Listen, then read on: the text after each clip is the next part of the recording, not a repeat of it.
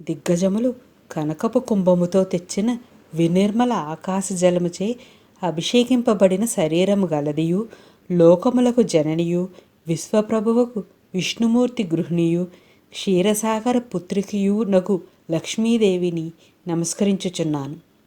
తెల్లని వస్త్రం ధరించి చందనము పూసుకుని అందమైన సుగంధభరితమైన పూలదండలు ధరించి ఉన్న తల్లి, నీకు నిత్యము ప్రాతకాలమునందు నమస్కరిస్తున్నాను.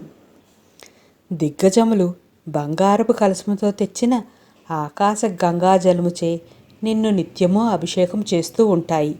అమ్మా, సకల ఐశ్వర్యములు నీ అధీనము. నీ అనుగ్రహం ఉంటే ఎవరికైనా లౌకికమైన సంపదలే కాక వైరాగ్యము, ముక్తి కూడా లభిస్తాయి. అమ్మా, ఈ పేద బ్రాహ్మణ కుటుంబం అత్యంత దరిద్రమును అనుభవించుచున్నారు. వీరి పట్ల ప్రసన్నురాలువు కమ్ము. వారి పాపకర్మలను క్షమించి వారికి ఐశ్వర్యాన్ని ప్రసాదించు.